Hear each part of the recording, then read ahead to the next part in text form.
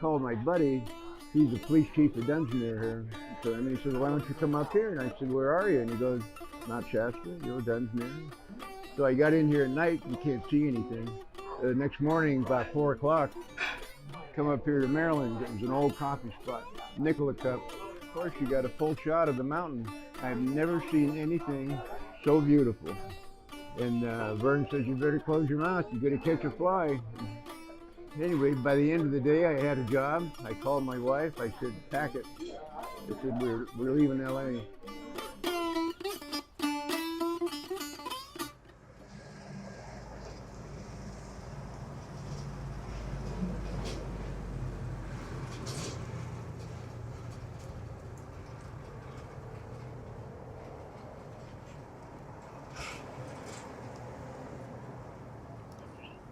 You alright? Hey, Bob Kemp here, the sharpener. Oh, hi. Hi, bud. Your saw's ready if you want to pick her up. Okay, yeah, I just parked in front of the laundromat. I'll be there in just a second. Oh, alright. Alright, thanks. Thank you. Bye-bye.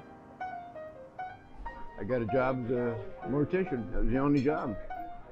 They had a 1.3% unemployment. 1.3%. Everybody worked. There were jobs everywhere. So I went out there for the job interview that afternoon. Yeah, how about just small orange juice?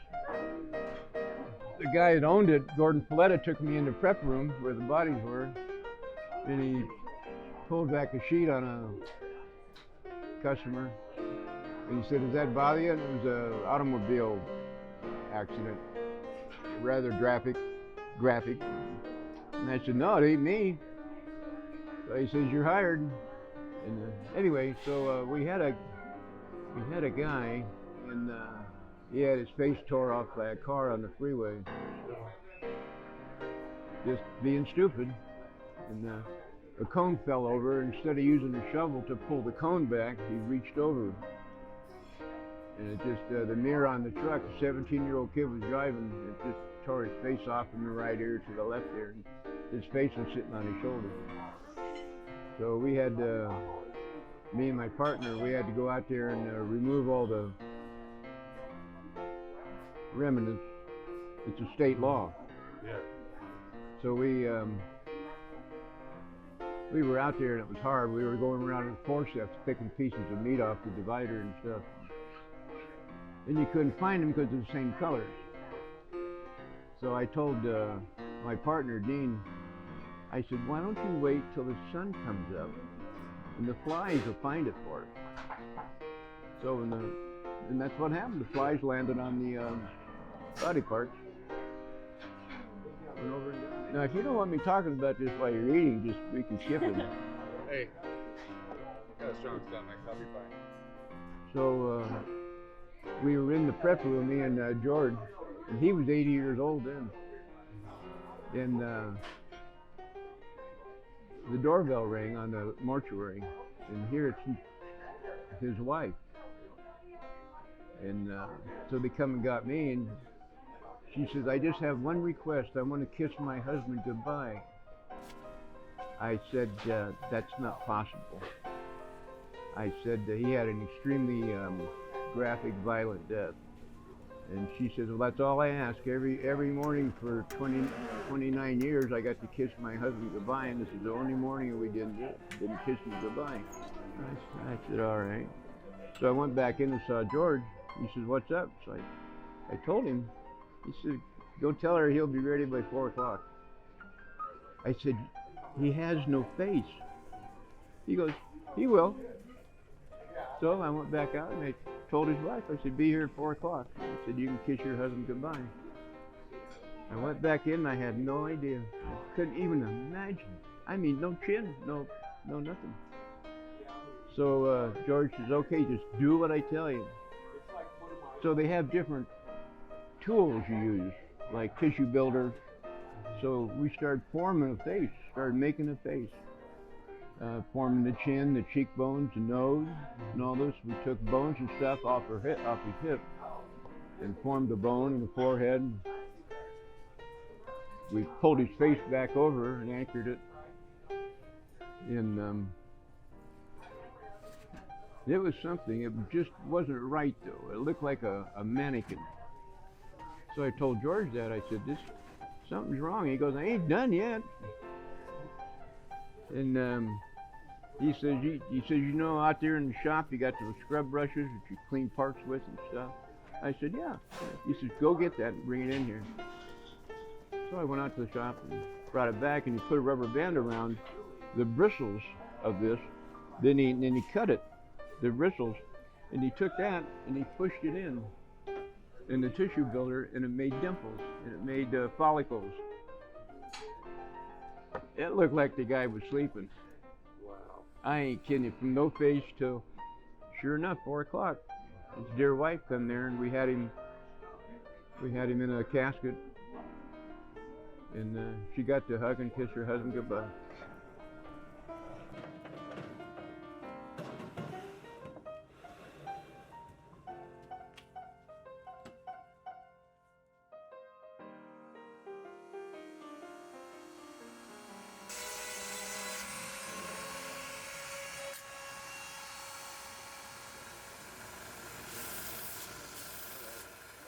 I was trained as a military gunsmith when I was in the Marine Corps as one of my MOSs, and we used to make all our own guns. So anyway, I made knives too on the side. So we made combat knives, fighting knives like that, and they were all custom, made for the person weight-wise and stuff, and throwers. I made the first Tomahawks used in the military, besides the 1800s. Yeah. Oh, I had a lady wanted me to sharpen her knife just out of a clear blue sky. I said, "Well, I guess." So I set up my truck for sharpening, and it took off just immediately. This is the last one I built. I built these from the axles to the springs to the frame to. Hey, bud. 10-4. Yeah, how do you like the other ones? Okay. They work good? Yep. Do you want any change on the angles or anything? Didn't say nothing? Okay. When do you want to pick them up? Whenever you tell me. Are you local? Yeah. About Friday morning. Is that all right? Wednesday, Thursday, Friday? But Sunset Magazine done an article, and Paul Berger was the columnist, I guess. And thanks to him, everything just took off. Paul's a good guy. Yeah, real good guy. Then he died. Quitter. Quitter. Yeah, quitter. Come on, get up. It's Wolfie. That's a biggie one. He was 5 days old at a breeder in Oregon. She kept the breeding rights, so he come into breeding at 4 years when he got killed. He was just going to start. They were going to reintroduce the wolf here in California. That's what it was all about. We gave him a live chicken every week, and we tried to do it every week, maybe every second week or something. 'Cause it's hard to find a live chicken, especially when they find out you're feeding them to your wolf. Put the chicken on his nose, have him perch on his nose like that, and he wouldn't hold still, and he's just getting ready to get him.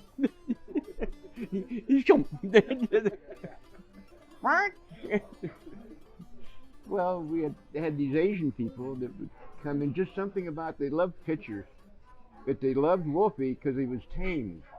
I could control him, for the most part.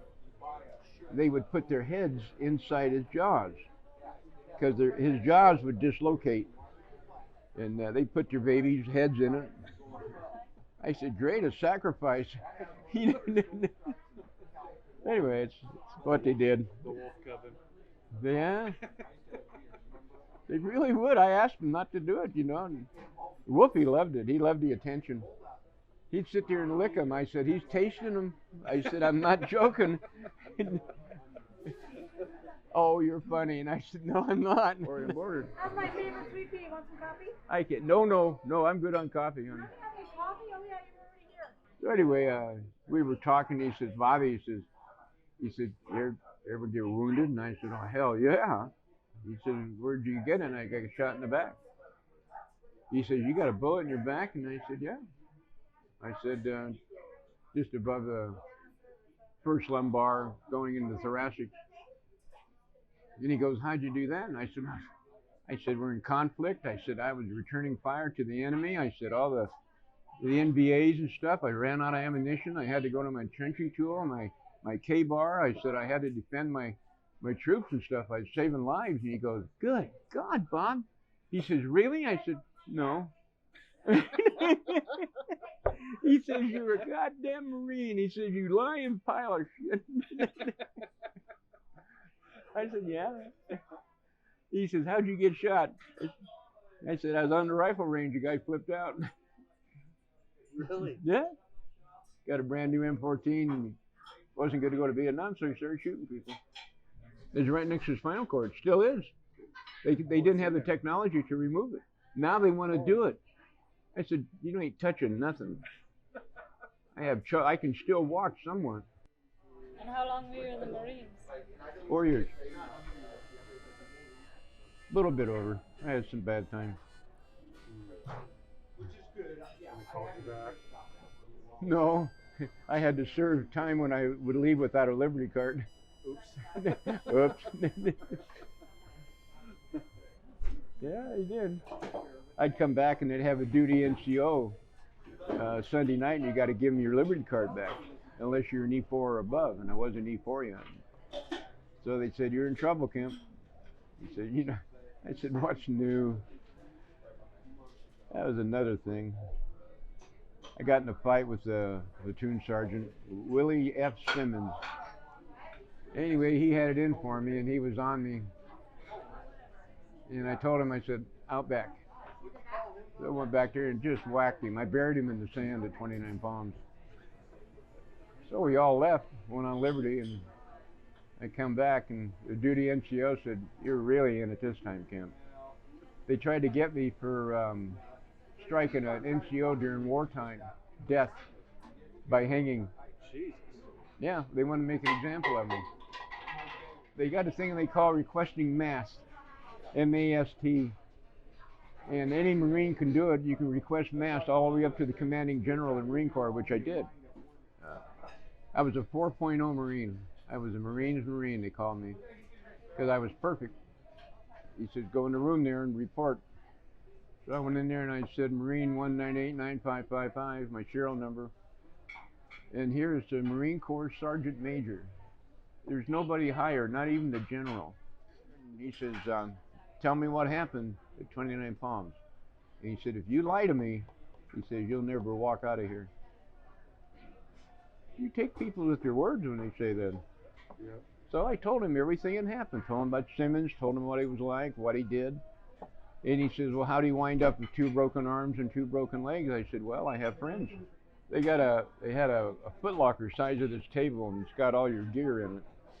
So they put that on top of the wall locker. They just kind of pushed it over on him when he was sleeping one night.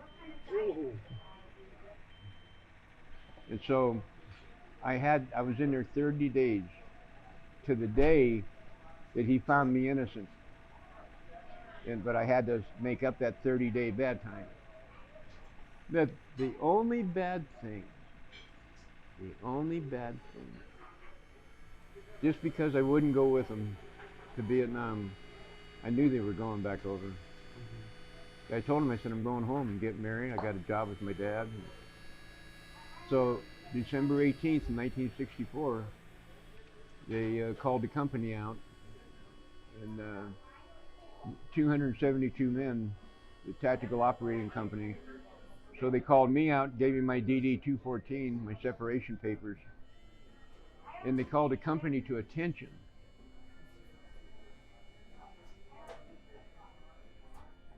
And they turned their backs on me. Because I wouldn't go with them. All my friends, except the 10.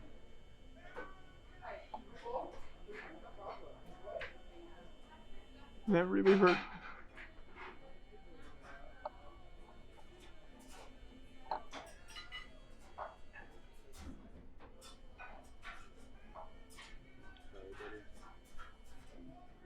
Anyway, my My dad was there. Mary was with him. So Dad yelled at me. He says, "Come on." He said, "Let's go home." That's what I did. I got in the truck and left.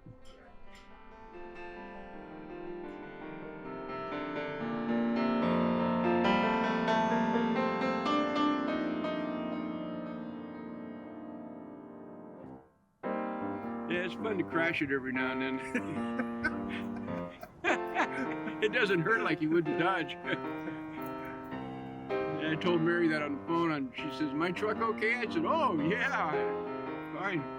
Just did some detailing. You had these detailing with a body hammer. Anyway, that's all the stories, huh? That's all the ones I can remember.